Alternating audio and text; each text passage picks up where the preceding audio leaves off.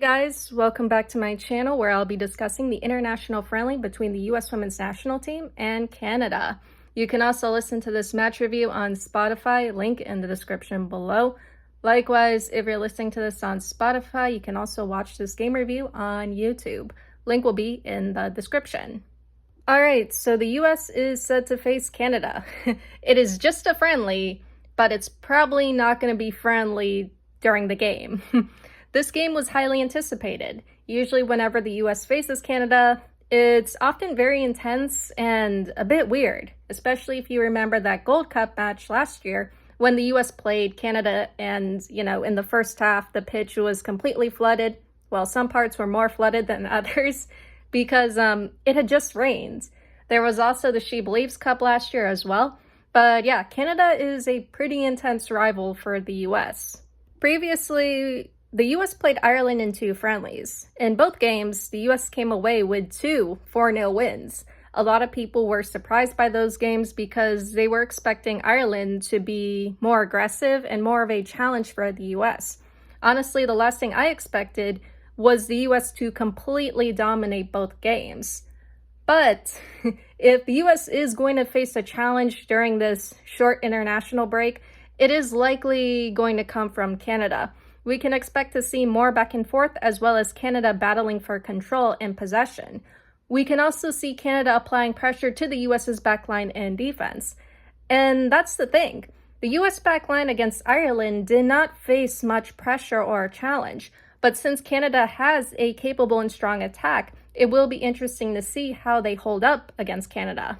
When it comes to the US's midfield, we're definitely going with coffee.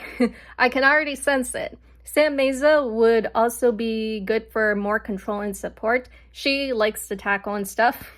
But maybe Hayes will go with Lavelle or Bethune for those attacking options. For the attack though, Alyssa Thompson is a must. And I thought Emma Sears did well against Ireland in game 2. So I'll include her as well. Then maybe Lynn Biondolo or Michelle Cooper. It will be interesting to see how Emma Hayes decides to set up for this one. That being said, let's get into the lineup for this match.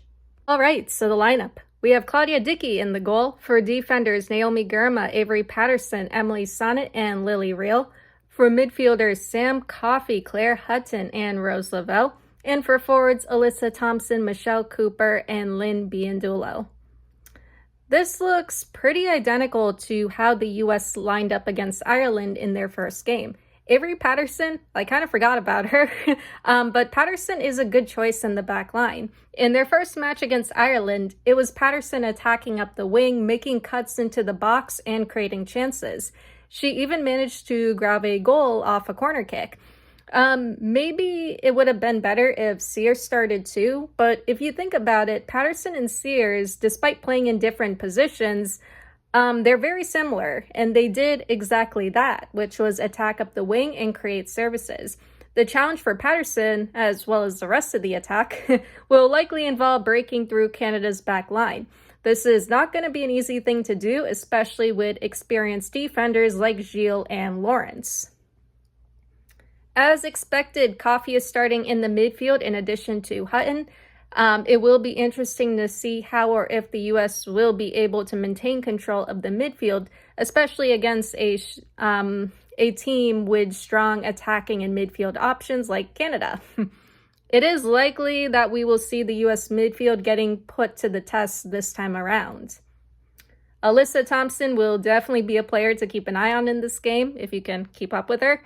She had no problem beating Ireland's defenders, but can she do so in this game? Will Canada be able to keep up with her or track her? Probably. At the same time, Thompson is fast and has great footwork. She can get around multiple defenders pretty well, but she could face some challenge in this game. Overall, this is not going to be an easy match for the US. Both sides have strong lineups, and the match could end up in a win, draw, or loss for the US. It is likely going to come down to which team will take advantage of the chances they create in this match. Anyway, that all being said, let's get into the first half. All right, so the first half, we are off.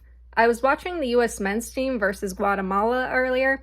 The US was winning 2-0 at the time, but maybe that will change. Or not. Hopefully not. Dickey smiled at Haitama during the handshakes. If you don't know, they're both teammates at the Seattle Reign. Anyway, the US are in a 4-2-3-1. Yeah, that's different from what we saw against Ireland. In those games, the US was in a 4-3-3. Canada, though, is in a 4-3-3. So 10 minutes in, no goals just yet. However, these first 10 minutes were action-packed so far. Both the US and Canada were getting forward. Canada had a dangerous chance in the 4th minute, but Reagan would see her attempt from outside go high. As for the US, they have been pretty dangerous so far. We saw good pressure in the earlier minutes. Biondolo almost had 2 dangerous chances. One was off a through ball from Cooper in the 5th minute. The second was off a through ball / service from Patterson in the 7th. Patterson has been successful getting down the right wing, able to make runs and get past her defender, or defenders. The U.S. should have had a penalty kick in the 9th minute. Patterson's cross touched Lawrence's hand, but it was not called. I don't know, maybe the ref didn't see that. 20th minute mark, the U.S. would get their first goal in the 17th minute, courtesy of Sam Coffey. The U.S. were awarded a free kick from outside. Lavelle sent it in. Canada headed it away, but it was still in the box. Coffey and Patterson both had the same idea, but Coffey would get to it first and score. U.S. 1-0. Yeah, Patterson wanted it too, but Coffey got to it first. I think it was also Patterson who kind of brought it down. So Canada was quick to respond to that. In the 19th minute, Haitama would run into the box and make an attempt. Dickey would make an impressive block. The ball remained in the U.S. box. Fleming would collect it and try to make an attempt, but Dickey was quick to save it. Honestly, 2 or 3 great saves from Dickey. 33-minute mark. We are beginning to see more pressure from Canada. Their attack is getting forward, and they are finding their way into the U.S. box. Haitama had an attempt in the 33rd minute. Despite Canada's intensity, though, the U.S. is remaining composed. The U.S. attack is causing a lot of problems for Sheridan. They were able to break through Canada's backline and defense very effectively and efficiently. They were creating some dangerous clinical chances. Even though they haven't scored again, they seem on track to getting that second goal. It's just a matter of time. So the 45th minute mark, the U.S. would indeed score again thanks to Hutton. The U.S. would get a corner kick in the 35th minute. Hutton would head the ball. It would bounce off the ground and go into the goal. Honestly, it happened so quickly that it was hard to tell who it was. So U.S. 2-0. So the U.S. would still maintain their attack, making more attempts and creating more chances. In the 40th minute, a Canadian player would make an attempt from the central midfield, trying to catch Dickey off her line. Dickey would collect it and smile. Even if she didn't reach it in time, the ball was going wide anyway. It was nowhere near the actual goal, just a bit off to the side. There would be an additional 3 minutes of added time. The half would end in the 48th minute with the U.S. up 2-0. Alright, so the U.S. is playing really well. The attack is getting forward and breaking through Canada's backline way too easily, if we're being honest. Thompson is still able to make runs into the box. However, someone needs to tell her to not be afraid to make attempts on goal. Oftentimes, she will run into the box and cross it to Biondolo, Lavelle, etc., whoever's there, which is alright, especially when she's surrounded. But if she's open, she needs to try and make those attempts on goal. Patterson, much like Thompson, has no issue getting behind Canada's backline too.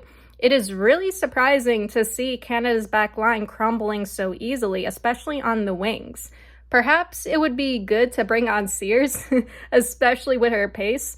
Sears and Patterson attacking together up the right wing would honestly be a nightmare for Canada to deal with. When it comes to the U.S.'s backline and defense, they are doing well. Dickey has had some amazing saves. However, going into the second half, they still have to remain alert and focused. Canada is likely going to up their pace and intensity. They also had to watch out for their pressure. Anyway, that all being said, let's get into the second half. All right, so the second half, we are off. The 55th minute mark. The US is not taking their foot off the gas pedal anytime soon. They are refusing to give Canada any breathing room. The US are still on the attack. They're still creating a lot of chances. Canada has yet to get forward. So far, the US have been successful at maintaining control and keeping the ball in Canada's defensive third. It's kind of reminiscent of the US's earlier games against Ireland. They were basically doing the same thing. There was some concern for Thompson after a bad tackle from Lawrence in the 54th minute. Thompson would be okay. Lawrence would receive a yellow card. In the 65th minute, Canada were awarded a set piece off a foul from Patterson. Ultimately, it would go nowhere, and the US would recover possession. It is surprising how much control the US has had in this game. In the past, this is not something Canada would just let the US do. In the 67th minute, Sentnor and Sears would sub in for Lavelle and Cooper, furthering Canada's nightmare. 70th minute mark. The US has Canada cornered. They are still putting pressure on Canada's back line and keeping the ball in Canada's defensive third. The buildup from the US has been good. We are seeing a lot of chances and attempts on goal. In the 80th minute, Ryan and Meza would sub on for Biandolo and Hutton. So the 82nd minute mark. Yeah, these time gaps are getting weird. The US is still maintaining their intensity. Again, it is surprising they have not scored again. Biandolo came close in the 79th minute, but her attempt in front of goal would hit the crossbar. Canada has gone forward, but they have not created anything substantial or dangerous just yet. They are basically stuck on the defensive, like Ireland, while the US is keeping control and still on the hunt for goals. In the 86th minute, McKeown would sub on for Patterson. Patterson had a really good game tonight. 94th minute mark, there was an additional 4 minutes of added time. Ryan proved to be a good impact sub. She would grab the US's third goal in the 88th minute, scoring just outside the box, right at the D. This would put the match even further out of Canada's reach. US Women's National Team 3-0. In the 91st minute, Canada would have a big chance to score after getting into the US box, but Canada would see their chance for a consolation goal crushed after another big save from Dickey. This match would end in the 94th minute with the US winning 3-0. All right, so this was another solid performance from the US. They kept possession, executed their build-up plays, created chances, and scored more goals than expected. Many people expected this game to be tight and close, but surprisingly, there was not enough pressure and control from Canada. It was surprising how much Canada allowed the US to control this game, especially when this is a team known to challenge the US in the past. Canada in this game had a few moments where they were able to get forward and threaten the US. However, it was not anything the US backline and Dickey could not handle. Dickey played well and made some really important saves.